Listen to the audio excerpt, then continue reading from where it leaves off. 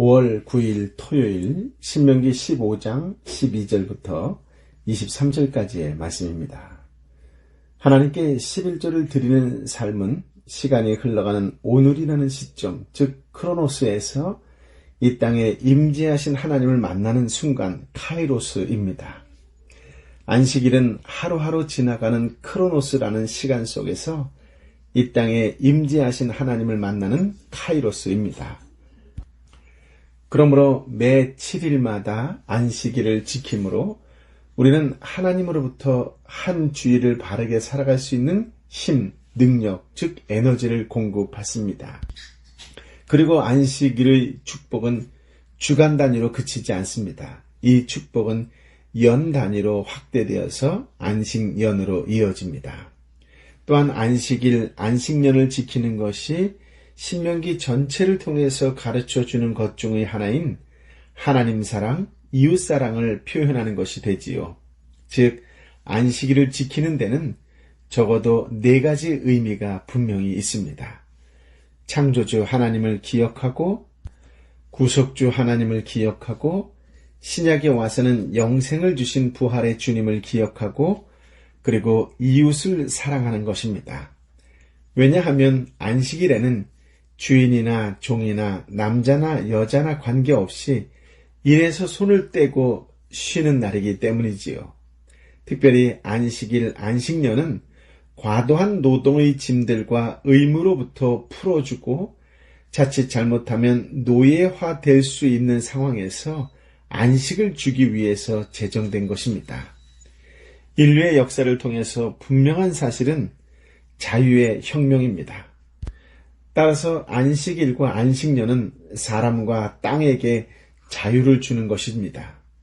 그래서 안식일, 안식년은 쉰다는 의미도 있지만 동시에 풀어준다는 의미도 있습니다. 즉 속박된 노예들이 풀려나 자유를 얻게 되는 것이지요.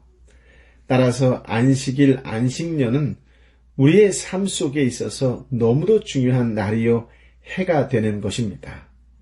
성도가 안식일, 안식년을 제대로 지켰다면 코로나19는 과연 발생했을까요? 어제 말씀 15장 1절부터 11절까지의 말씀은 하나님께서 안식, 면제하라는 명령이고, 오늘 말씀 11절부터 18절까지의 말씀은 어떻게 구체적으로 하나님의 명령을 실행할 것인가에 대한 말씀으로 시작됩니다. 12절부터 18절까지의 말씀을 함께 읽어볼까요?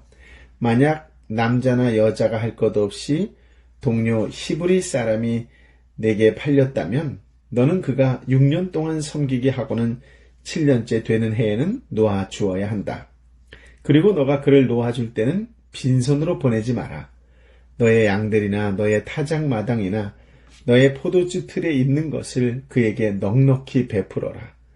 너의 하나님 여호와께서 너에게 복 주신 것처럼 그에게 주어라. 너희가 이집트에서 종이었고 너희 하나님 여호와께서 너희를 구해내셨음을 기억하라. 그러므로 내가 오늘 이것을 너에게 명령하는 것이다. 그러나 너와 너의 집을 사랑하고 그가 너와 함께 있기를 좋아해. 만일 그가 너에게 나는 떠나기 쉽습니다, 떠나기 싫습니다 하면 송곳을 가져다 그의 귀를 문에 대고 뚫어라. 그러면 그가 평생에 너의 종이 될 것이다. 여종에게도 똑같이 하여라. 너의 종을 놓아주는 것을 어려운 일로 생각하지 마라. 그는 6년 동안 주인을 섬겼고 너에게 품꾼의 2배만큼 열심히 일했다. 그러면 너의 하나님 여호와께서 너가 하는 모든 일에 복 주실 것이다. 성경에서의 시간은 직선적이고 비순환적이고 비반복적이라는 전제를 가지고 있습니다. 또한 인과응보라는 논리를 끊을 수 없다는 것도 내포하고 있습니다.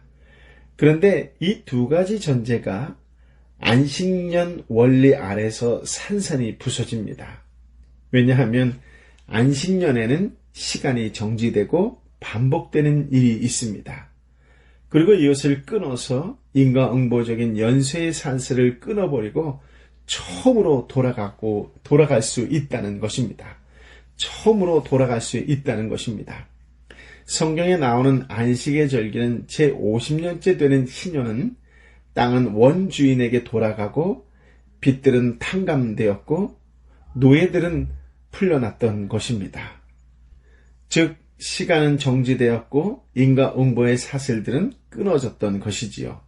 그 안식의 절기들 안에서 하나님 말씀의 핵심은 모든 것을 멈추고 처음으로 되돌아가라는 것입니다. 예를 들어 노예 살해를 그만시키고 노예들에게 자유를 회복시키라. 땅 경작을 그치고 휴경하라. 가난한 자들을 더 이상 방치하지 말고 그들에게 양식을 주어라. 모든 자원은 원주민에게 되돌려 주라 라는 것들이지요. 이와 같은 안식 원리는 변하지 않을 것 같은 오늘의 현실을 변화시키고 새롭게 하는 것입니다. 즉 하나님은 이 땅에서 계속되는 가난의 악순환을 허용하지 않는다는 것이지요. 그런데 만약 이러한 안식 원리를 지키지 않을 때 그것이 바로 하나님의 심판으로 이어진다고 예레미야 34장 13절부터 16절에 나오지요. 그러고 보면 예수님께서 공생애를 시작하면서 사람이 안식일을 위하여 있는 것이 아니라 안식일이 사람을 위하여 있다라고 선언하셨습니다. 그러시면서 누가복음 4장 16절부터 21절의 말씀을 통하여 안식의 원리를 선포하셨지요. 고대 이스라엘에서는 노예가 되는 경우가 어떤 경우였냐면 첫째는 가난했기 때문에 자기 몸을 노예로 판 경우가 있었고 또 유괴를 당해서 종으로 팔리는 경우도 있었고 전쟁 중에 사로잡혀서 노예로 끌려가기도 했습니다. 바로 이러한 사람들은 오늘 우리가 읽은 본문 16절 17절에서 자유를 주어서 내보내라 라고 하는 것이지요. 그리고 그들을 내보낼 때 빈손으로 보내지 말고 넉넉하게 베풀어서 보내라고 했지요. 이렇게 노예를 자유롭게 놓아주어야 할 근거가 되는 말씀이 우리가 읽은 15절 말씀이잖아요. 너희가 이집트에서 종이었고 너희 하나님 여호와께서 너희를 구해내셨음을 기억하라. 그러므로 내가 오늘 이것을 너에게 명령하는 것이다. 즉 이 모든 것이 자신의 노력으로 된 것이라고 생각한다면 손을 움켜쥘 수밖에 없겠지요. 하지만 하나님이 주신 것이라고 믿는 사람이라면 손을 펼칠 수 있었습니다. 여러분은 움켜쥐는 자입니까? 손을 펼치고 있는 자입니까? 16, 17절에서는 자유인이 되기를 원치 않고 계속해서 집에 남아있기를 원하는 종들에게는 어떻게 하라 그랬죠? 그의 귀를 문에 대고 송곳으로 뚫으라고 했습니다. 이것은 출애굽기 21장에 나오는 말씀에서처럼 법정에서 주로 하는 일이에요. 무슨 말이냐면 이사야 40장에 보면 종에게 순종을 서약하는 의식이다 이렇게 나와 있습니다. 그러니까 그의 귀를 송곳으로 뚫는 것을 통하여 너는 이제부터 주인에게 순종해야 한다라고 하는 의식이다라고 하는 것이지요. 18절에서는 종을 놓아주는 것을 어려운 일로 생각하지 말라고 분명히 말씀하셨지요. 종이 해방되는 것을 기쁘게 여기라 라고 하는 말씀일 것입니다. 왜냐하면 종이 너희 집에 거하면서 6년 동안 주인을 섬겼고 다른 품꾼보다 2배만큼 열심히 일했기 때문이다 라고 이야기하지요. 즉 주인은 이미 많은 보상을 충분히 받았다라고 하는 것입니다. 바로 그것을 알고 기쁜 마음으로 종을 자유롭게 해주고 후하게 대해주면 하나님께서 너희와 함께 하실 것이고 복을 주신다는 약속을 주셨습니다.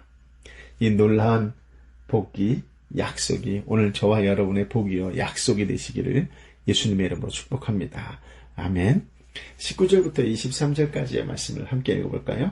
너희 하나님 여호와를 위해 너의 양이나 소의 첫 새끼를 따로 구별하라. 너의 소 가운데 처음 난 것은 일을 시키지 말고 너의 양 가운데 처음 난 것은 털을 깎지 말라. 해마다 너와 너의 가족은 너의 하나님 여호와 앞에서 그분이 선택하신 장소에서 그것들을 먹을 것이다. 만약 소와 양이 흠이 있어 뚝뚝발이거나 눈이 멀었거나 다른 심각한 문제가 있다면 너는 그것을 너의 하나님 여호와께 제물로 드리지 마라. 너는 그것을 너의 성 안에서 먹으며 부정한 사람이나 정결한 사람 모두가 먹되 노루나 사슴을 먹듯이 먹어라. 그러나 너는 그 피를 먹지 말고 그것을 물처럼 바닥에 쏟아 부어라. 본문은 하나님께 드리는 제사에 대해서 소개하면서 이미 신명기 앞서 12장과 14장 3절부터 21절을 통하여 어떻게 하나님께 제물을 드려야 할 것인가에 대해서 소개했던 것이죠. 요약하면 첫 새끼를 따로 구별하라고 말씀하셨어요. 그래서 하나님께서 택하신 장소에서 하나님께 바쳐야 한다라고 하는 것이고요. 흠이 있는 제물은 하나님께 드리지 말고 온전한 것을 드려야 한다고 했고요.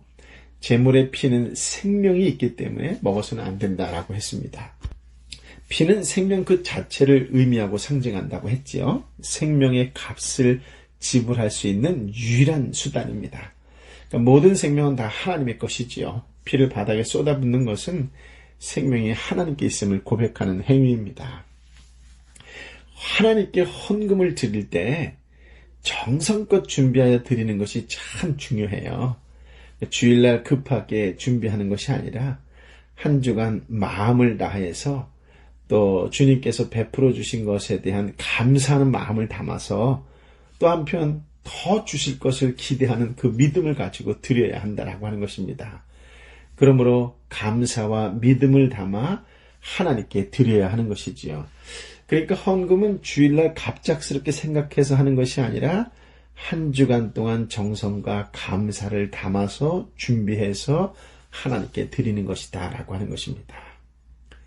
안식일, 안식년을 올바르게 지킴으로 오늘의 역사 속에 임재하신 하나님을 만나시기를 예수님의 이름으로 축복합니다.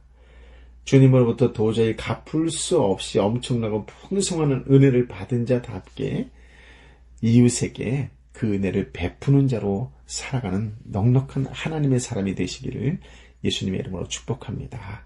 아멘. 아버지 하나님, 참 귀한 말씀, 생명의 말씀을 오늘도 허락하여 주시니 감사합니다. 내 일상의 삶이 널려있는 시간이 아니라 하나님을 만나는 카이로스의 시간이요, 의미와 정말로 소중한 시간으로 만들어가는 날마다의 삶이 되게 하여 주옵소서. 지나가는 크로노스라는 시간 속에 이 땅에 임재하신 하나님을 만나는 특별한 카이로스의 시간이 오늘 말씀의 사람, 기도의 사람의 시간이 되게 하여 주시옵소서. 하루하루가 모여 1년이 되는 것처럼 그 하루하루의 안식이 모여 안식년이 되는 것처럼 주님 날마다 하나님과 함께 호흡하고 동고동락하는 것을 통하여 위로와 힘과 능력과 사랑을 공급받는 그런 성령의 충만한 사람으로 살아갈 수 있도록 은총을 베풀어 주옵소서. 그 마음, 그 사랑으로 이웃을 사랑하며 살아가는 복된 하나님의 사람이 되게 하여 주옵소서. 오늘도 간절한 마음으로 빌고 원하오니 이 땅의 교회를 활짝 열어 주옵소서. 우리가 안식년을 너무 가벼이 여긴 것으로 인하여 교회를 소홀히 여긴 것은 아니었는지, 진정으로 감사와 찬양과 경배를 드려야 하는 예배의 시간에 혹시나 너무나 값싸게 취급했던 것은 아닌지 다시 한번 기도하며 회개하며 하나님 이 땅의 교회를 열어 주옵소서라고 간절히 기도하는 오늘이 되게 하여 주옵소서. 창조주 하나님을 기억하고 나를 구속하여 주신 하나님을 기억하고 부활하신 주님을 기억하고 더불어 이 땅에 아프고 힘들고 지치고 외로운 내 사랑하는 이웃 형제와 자매를 기억하며 하나님께 기도하는 복된 날 되게 하여 주옵소서. 성령이여 임하여 주옵소서. 성령이여 역사하여 주옵소서. 오늘 이 땅에 다시금 주님의 이름이 높이 찬양되어지고 높이 올라가는 역사적이고 복된 예배가 동서남북에서 하나님 불같이 일어날 수 있도록 축복하여 주시옵길 간절히 기도하고 원하오니 성령이여 임하여 주옵소서. 이제는 길이요 진리요 생명 되신 우리 주님 예수 그리스도의 은혜와 아버지 하나님의 크고도 놀라우신 사랑과 성령 하나님의 내주교통 위로 역사하심이 말씀을 주신 하나님을 찬양하며 말씀대로 순종하며 살겠노라고 모든 것을 멈추고 처음으로 되돌아가라고 말씀하신 그 역사적인 카이로스의 시간이 오늘 나의 예배의 시간이요 찬양의 시간이요 기도의 시간이라고 선포하며 예배자로 살아가겠노라고 다시금 결단하는 하나님의 사람들 한 사람 한 사람 머리 위에 이 땅과 열방의 교회 위에 선교사님과 선교지 위에 함께하여 주옵기를 간절히 축원하옵나이다. 아멘.